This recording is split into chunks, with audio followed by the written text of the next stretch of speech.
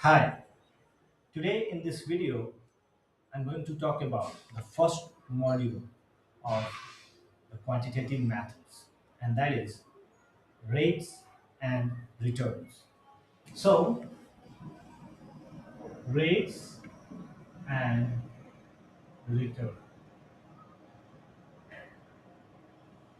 Under rates and return, the first thing we are going to study is the interest rates. So, let's start with interest rate. This interest rate has actually three meanings. One, it is called required rate of return.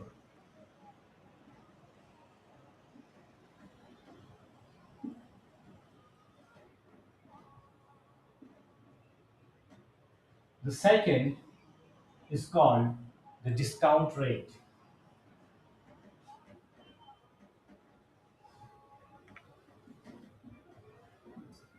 And the third meaning of interest rate is the opportunity cost.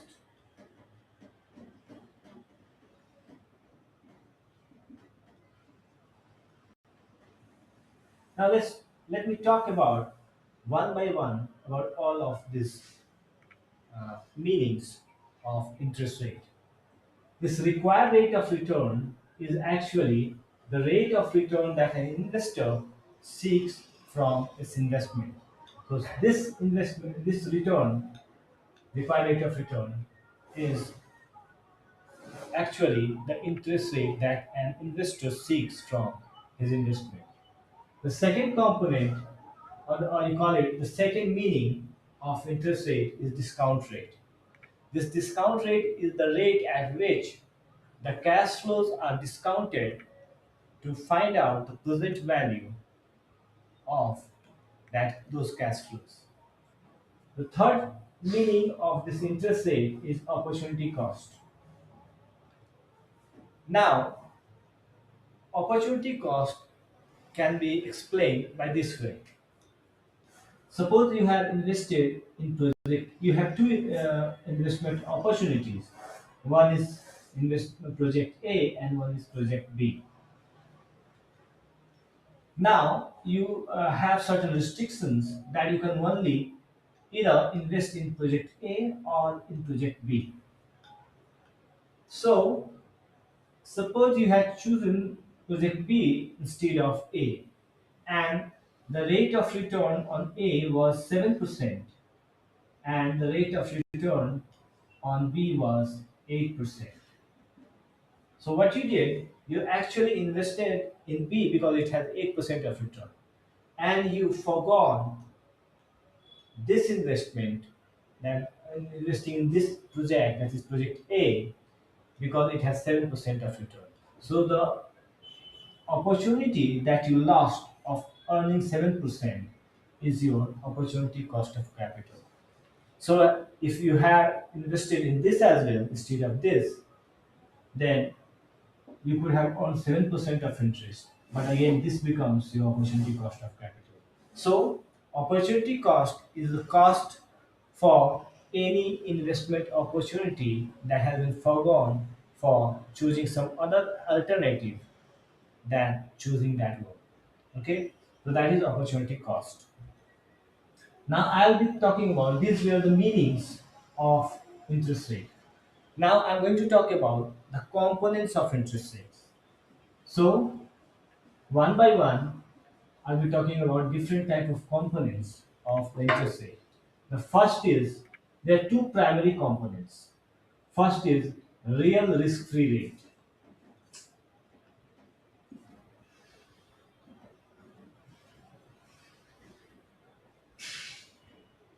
and the second component is risk premium.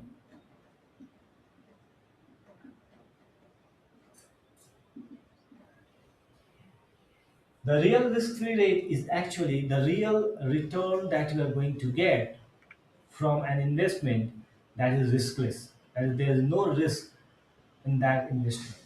Such investments are actually the investment in those securities that are actually backed by the government or issued by the government of that particular economy.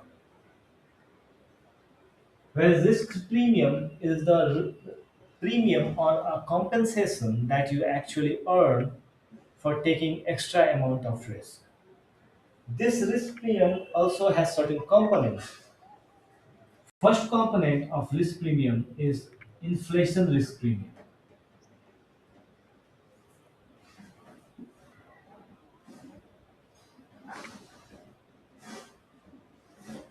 This premium that the investor gets because of the risk of increasing inflation. Second component is default risk premium.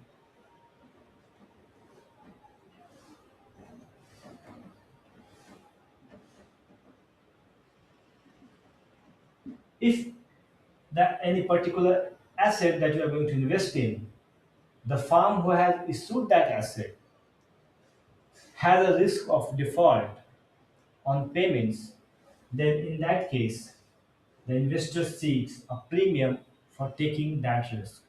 And that premium is called default risk premium. Third one is called liquidity risk premium.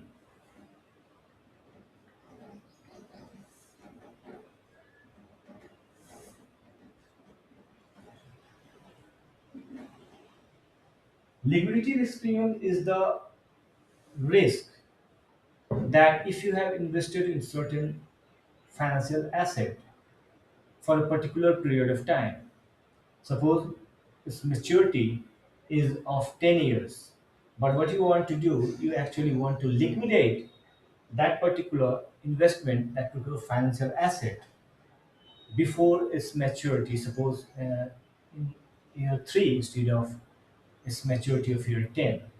Then in that case, the amount that you get from selling of that asset will be lesser than the amount of return and amount of principal that you could have got after maturity. And therefore, you are losing money when you are actually selling it prior to before maturity. So risk of losing that money because you are liquidating the asset is called liquidity risk premium. So because you are taking the risk that if in future I'm going to, I have to for some other reason I have to sell my assets, then I'll be losing some amount of money, and for that risk, the investor needs compensation, and that compensation comes from this liquidity risk premium. The fourth component of this risk premium is called maturity risk premium.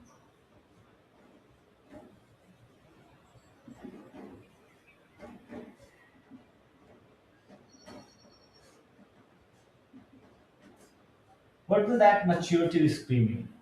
All the risk actually increases with increasing time. If the time span is shorter, like if the time span for the entire investment is 3 years, then all these risks actually is valid. The probability of occurring of this risk actually reduces when the time to maturity or maturity of that investment is shorter.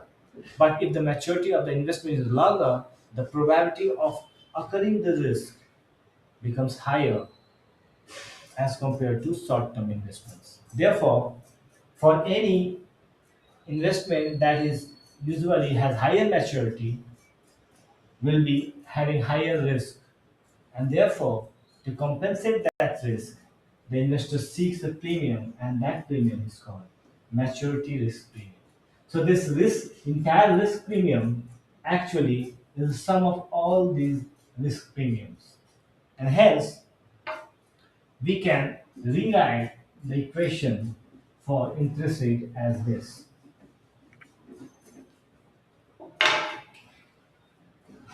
Interest rate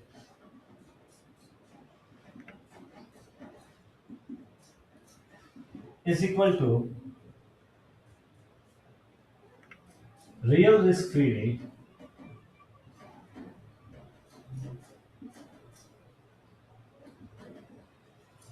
plus risk premium.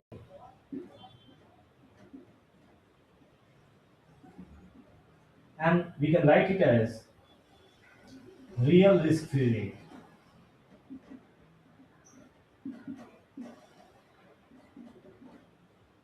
plus inflation risk premium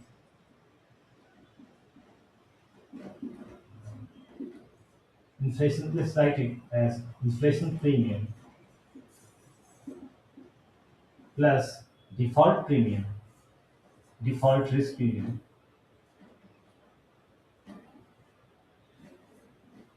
default risk premium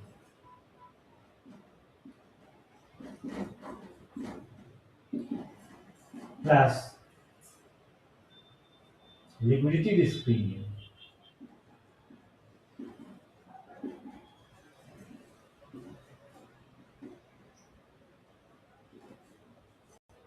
plus the maturity risk premium.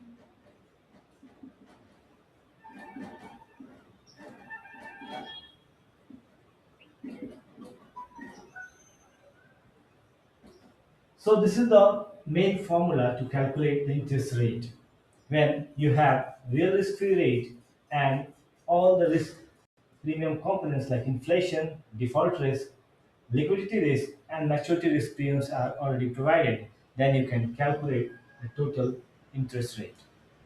Now, this inflation premium, the inflation is a formula to calculate the inflation, and that formula needs two components. One is the nominal rate of interest, or you call it nominal risk-free rate, and the real risk-free rate. So let me calculate. Let me write down the formula to find out the inflation premium. So the formula for inflation premium is, there is a general formula given by Fisher, and that is 1 plus nominal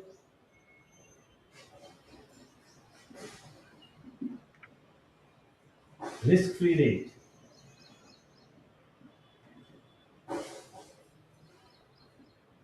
equal to 1 plus real risk-free rate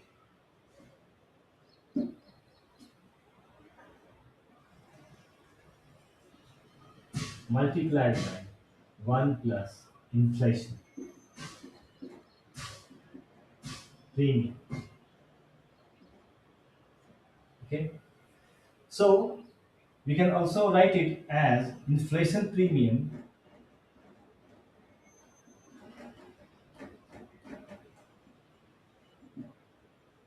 is equal to 1 plus nominal risk-free rate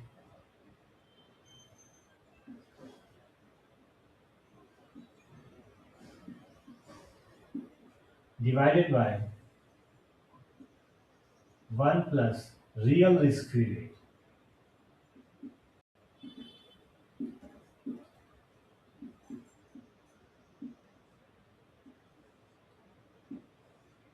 minus 1. So, using this formula, you can calculate the inflation premium. Now, the next part that I'm going to talk about is about different type of returns.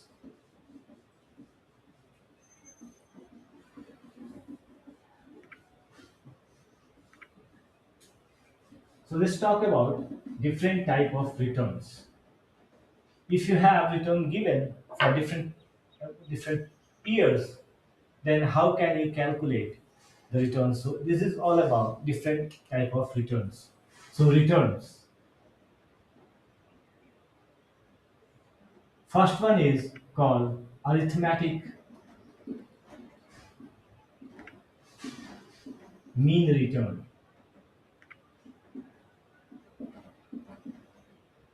This arithmetic mean return is simply the mean of the different returns for different time period is given. So the formula for arithmetic mean return is equal to sum of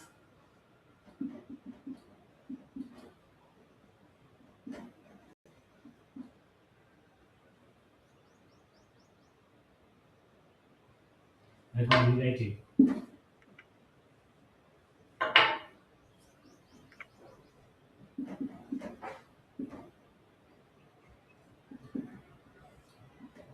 So this is actually the mean of all the returns. The second one that we are going to talk about in return is the geometric mean return.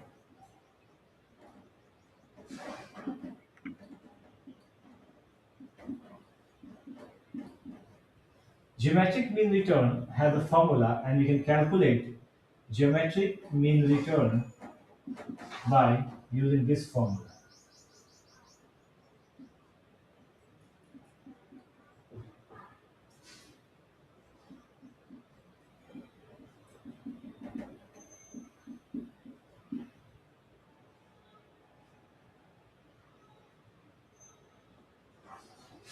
So using this formula, you can calculate the geometric mean of given return for a particular period of time.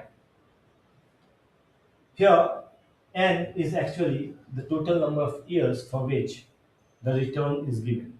R1, R2, R3, and till Rn are the rate of return for years 1, 2, and till n respectively.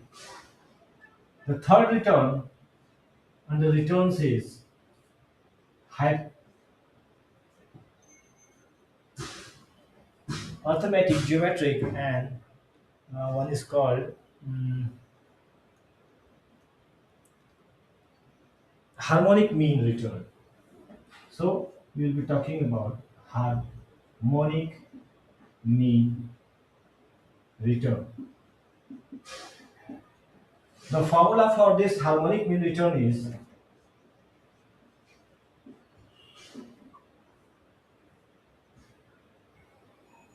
n divided by sum of 1 divided by Ri. So this is the formula to calculate the harmonic mean return for given returns. Suppose you have return given for 5 years, like 1, 2, 3, 4, and 5. Returns are R1, R2, R3, R4, R5. Then this harmonic mean return would be 5 divided by 1 by R1 plus 1 by R2 plus 1 by R3 plus 1 by R3 plus 1 by R4 and plus 1 by R5. So this would be the harmonic mean return of that investment. Similarly, if you want to calculate the geometric mean return for this periods, then GMR would be root over 5 1 plus R1 multiplied by 1 plus R2 multiplied by 1 plus R3 multiplied by 1 plus R4 and multiplied by 1 plus R5, and then whole thing minus 1. So you get the geometric mean return for investment. And for arithmetic mean, let me write it down again for this one. When you want to calculate the arithmetic mean return, then it becomes R1 plus R2 plus R3 plus R4 plus R5 divided by 5. This will give you the arithmetic mean return. Now in this video, I will talk about one another return that is very important, and that is called holding period return. So let me talk about the holding period return now.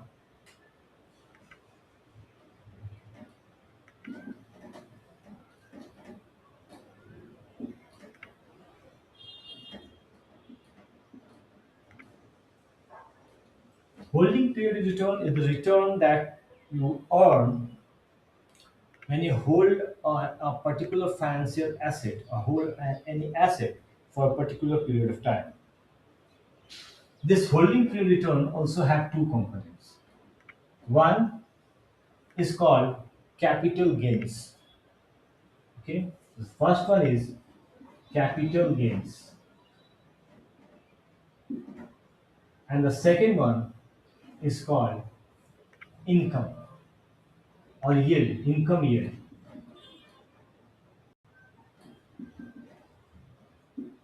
What is capital gain? Capital gains is the gain from the appreciation in the value of the particular asset that you have invested in. So the capital gains has a formula, and it is P1 minus P naught divided by P naught. Here P1 is the price at which the asset has been sold. Okay. P naught is the price at which the asset has been bought. So when you have the price at which you have sold the asset and the price at which you have bought the asset, then you can calculate the capital gains for that particular asset. Now income yield is like, suppose you have invested for a particular period of time in certain financial asset or certain asset, and that asset gives you certain income in between. Like if you have invested in shares, you earn dividend. So that dividend is become income. Similarly, if you have invested in bonds, then the coupon that you receive on annual basis or semi-annual basis, that coupon is your income. So the income yield formula is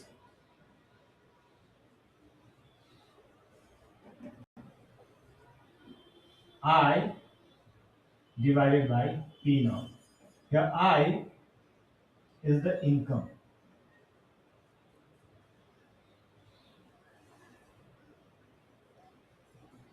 If you have invested in bond, then this invested in stocks, shares, this income yield is called dividend yield.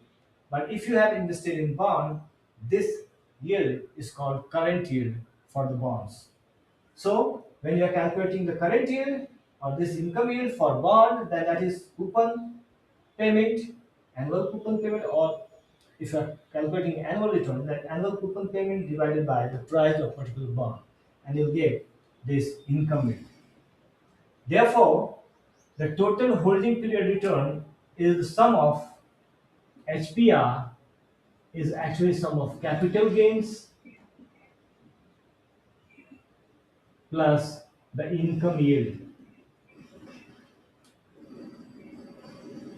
And you can rewrite this formula as P1 minus P naught divided by P naught plus I divided by P naught. Or you can write it as this one as HPR is equal to P1 minus P naught plus I divided by P naught. So this is the formula for holding period return. Now what it says, if if you have actually realized different HPRs from different period of time, then how can you calculate the net annual APR? So suppose for year 1, the HPR is HPR1, or assume it R1, year 2 is R2, year 3 is R3. Then in that case, the HPR would be, annual HPR will be equal to root over 3, 1 plus R1 plus multiplied by 1 plus R2 multiplied by 1 plus R3 minus 1. So this is the formula to find out, to calculate the holding period of rate of holding period return. So this is it for today's demo class. I'll be talking about much in detail if you join my class. So join my class if you are actually looking for CFA exams and you are finding it difficult to understand some complex topics that will come in later chapters, not only in quantitative method but also in derivatives, and fixed income. So if you want to study it and you want well explained and in what you call it in an easy step by step explain, if you need easy and explain in easy language, step by step explanation, then join my class. My WhatsApp number is, let me write it down.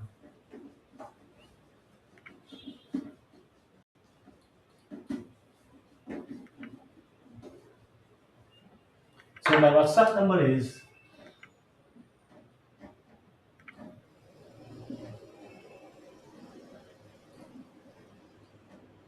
+91 95341 57431. Contact me if you are finding difficulties understanding the topics of CFA Level 1 and you need a well explained step by step guide, personalized one on one, then join me on my WhatsApp. Thank you so much.